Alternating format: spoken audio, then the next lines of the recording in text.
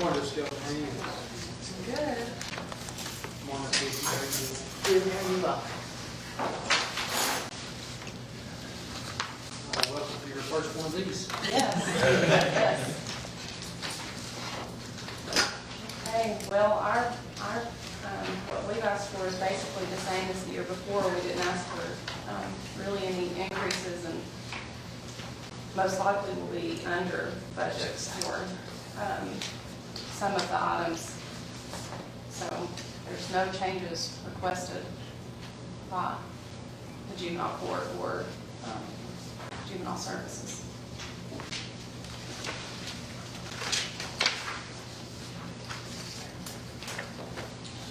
Is there anything you need us to do for you? Not right now. We're operating smoothly, and so that's why we don't need any changes right now.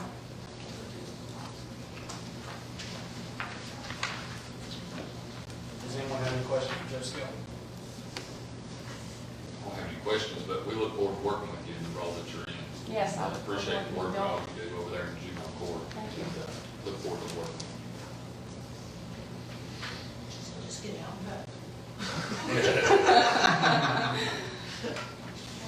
Keep Brian in line. I try hard.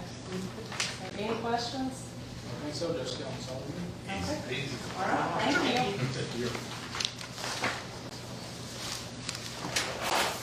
Okay, with the committee, we're going to recognize Judge Ross to come and share with us so he can get back to work. That's on page 23, everyone. Thank you. Morning, everyone. Good morning, Judge Ross.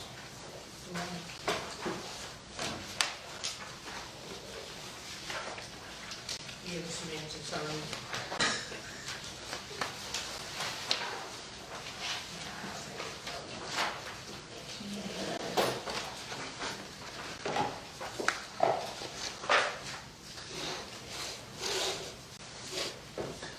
Judge Ross, if you'd like to just kind of give us a flyover, and I heard you discussing earlier some of the increasing costs that you're going to have. Yeah, well, I mean, the overall budget looks like it's about the same as, actually, it's a little less than the one last year. The only major change that we have is the way that our competency evaluations have been billed. Those are the ones where if someone's in court and the public defender or their attorney comes to the court and says we need to move for competency evaluation to determine whether or not they were competent at the time they committed the offense, or whether or not they're able to assist in their own defense, then I basically have no choice but to send them for an evaluation. The way it was working in the years prior, when I first got here, we were being charged like $600 or $700 for those.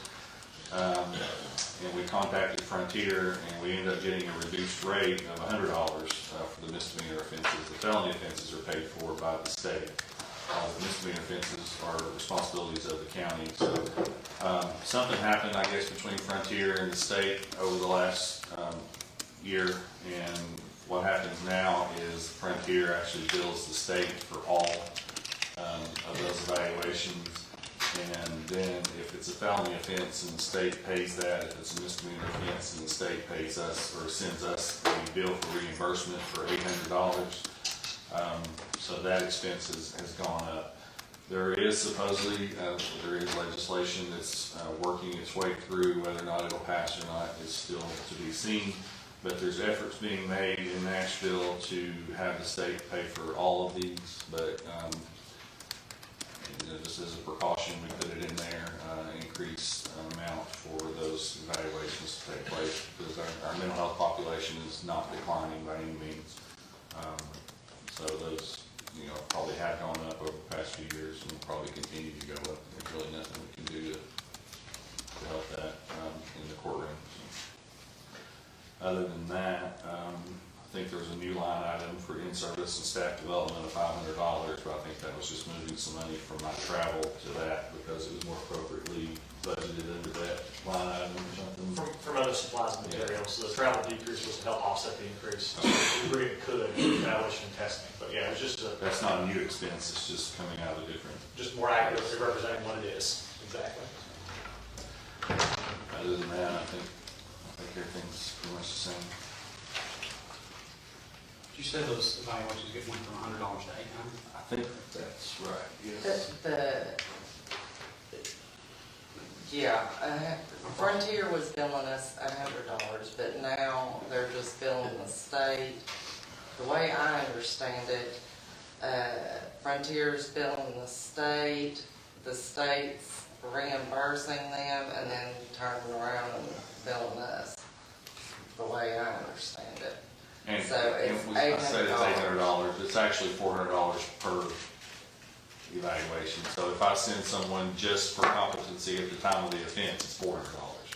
We don't, typically those go hand in hand. So it's $400 for the competency at the time, and $400 for ability to assist in their own defense and understand what's going on with their case. So, the unfortunate part about that is it typically takes anywhere from minimum of 60 days to probably 90 to 120 days to get all that done and get the results back so we can move on with their case. And most of these people end up incarcerated during that time because a lot of the reasons is that they have nowhere to go. And I don't want to just release them. They can't make bond, most of them. So that's the other issue, is they're being incarcerated and staying incarcerated because they're mentally ill, which I don't like, but I don't know what other choice we have. We don't have anywhere to send them a lot of times. So. Any questions for Judge Ross? All right, thank you, Judge. You want to do the recovery report real quick? Yes, sir. While we're here? I don't have that. The very next page, page 24. Yeah, Kathy's got it.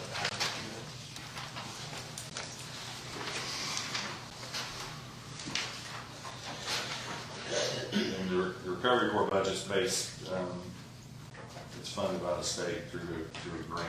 I don't think the county contributes anything to that, so basically we just try to determine the best way to use the funds that we're given. I think the only major change here was I was hoping that we would have enough with our increase in our grant to bring on like a part-time case management type person to help with like home visits and drug screens on the weekends and things like that. There's not a whole lot of money to do that, so I'm hoping I can find somebody willing to do it for what we've got. But That grant did increase from 100,000 to 100,000, 103,500. So that's what you'll see tied back there at the bottom of that budget total.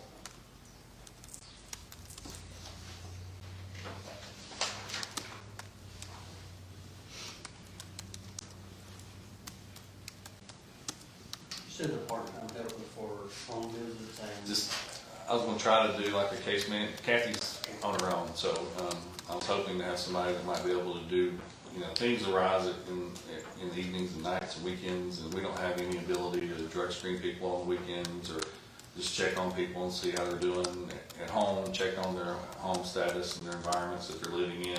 We basically have to take their words for it. And, so if we had somebody like that that could go around, periodically check on them in their own environments, that would be very, very beneficial for us. And most recovery courts have at least 2 staff, but we don't have budget for that, so it's probably about the best we can do.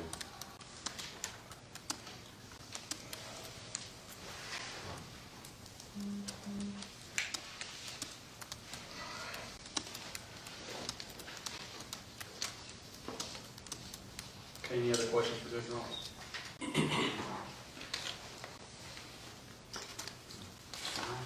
Thank you, guys. All right, Mr. Carter, thanks for coming in today. All right, mine's gonna be pretty straightforward.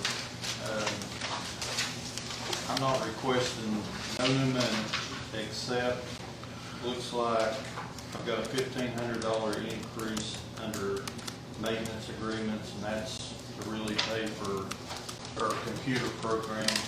The maintenance agreements, there was a slight increase on it. And under line 356 tuition, there's a $300 increase. Well, actually, it's a decrease. I had 600 in it last year, so I decreased 300 there. But other than that, I've been able to maintain the current budget I've had a switch from ordering from office supply companies to really ordering from off Amazon to try to control the inflation and spending, shopping around for better deals on the internet than buying from local supply companies. But other than that, I'm ready to answer any questions.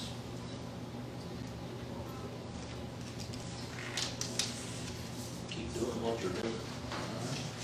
In regards to some of the equipment, just some of the other officers have mentioned that some of their software was going to run into compatibility issues with Windows 10.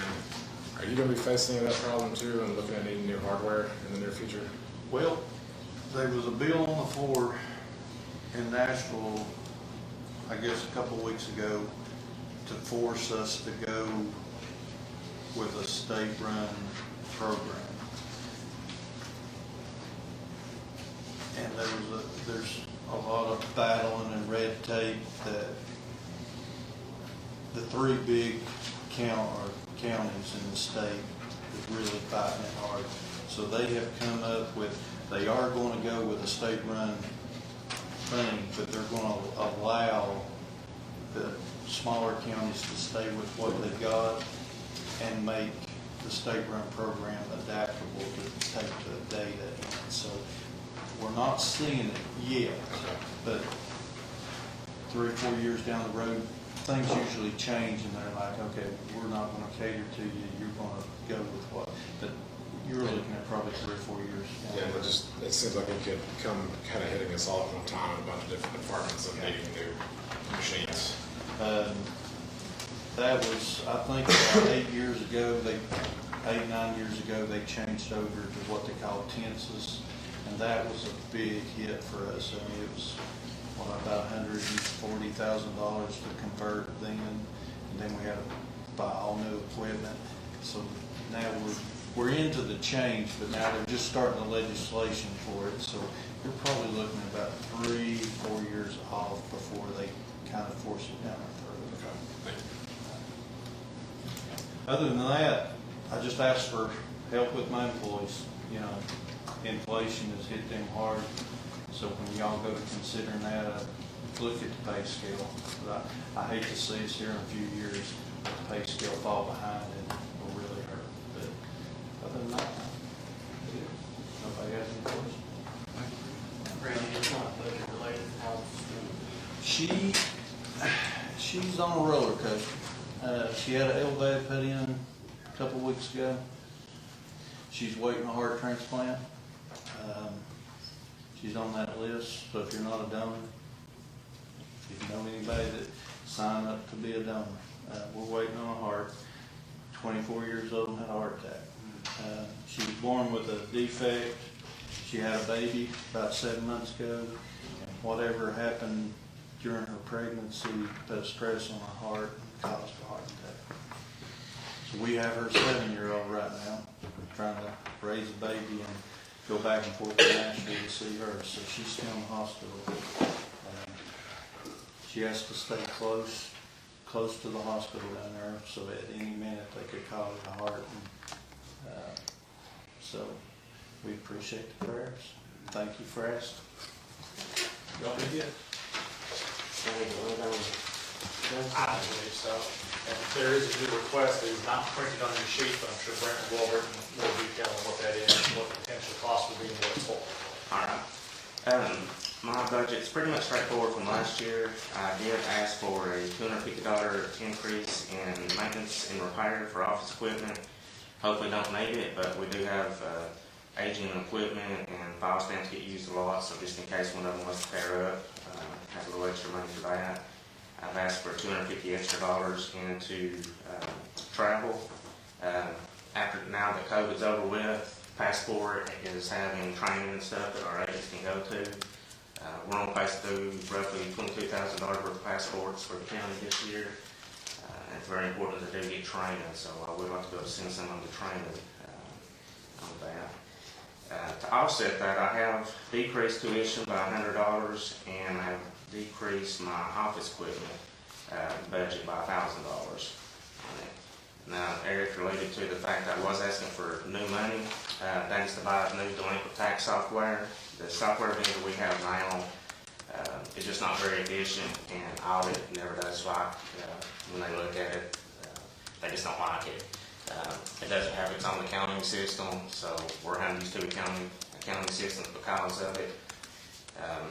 And if we don't get a new one, we're gonna have to go to new servers that go on cloud-based, and they can't give me an estimate on how much that'll cost us to do on it. So I'll have to go with local government, and the savings with local government is quite significant. For instance, my EGO is our vendor now. It's $8,224 for this year. The annual fee of local government would be $24.48. So quite a bit of difference. There is a one-time cost with local government of $54.40. And to get all my data from eGov, they've estimated $5,600. So that would be a total of $13,488. However, eGov has agreed to prorate this coming year's annual contract to whatever we use it for. So I think there'd be quite a bit of savings on that. I also think there's a good chance with the $5,600 for my data dump, we may not need that. Working with Mr. Saints in the trustee's office, I think we may find a way that we can maybe get the data ourselves. So if so, then all we would need is the $7,888, which would be for the one-time cost of it and the annual fee to local government. Doing that, that would be less than a year's payback. It would, we could start making money. We could do more frequent tax sales to generate the revenue for the county. Just like right now, we're having problems getting all of our city taxes put in. We still don't have all of them in because we can't get cooperation from EGO. So that's basically it in a nutshell. I can verify his comments about audit not being a huge fan of the current software provider, and then make comments to me about it as well. Rick and Ed want to buy some new software. I don't know if they want to go that far. We could ask them. You can always ask. If you have to get a cloud-based route though, you're basically paying a subscription fee for that from now on. Yeah, and they can't tell me how much it'll be. I requested that probably 4 months ago, multiple times, no answer. That's another thing with EGO, the customer service is horrendous with them.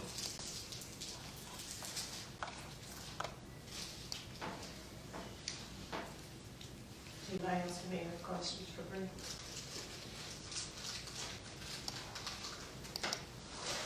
Only other comment I would have while we're here is I would like to ask y'all to consider the funding for the, with the personnel committee last year, improved pay increases for my staff. And of course it didn't get funded, but I just ask that you all to consider it again this year.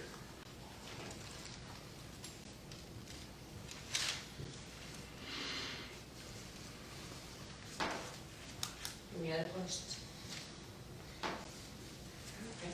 Thank you all.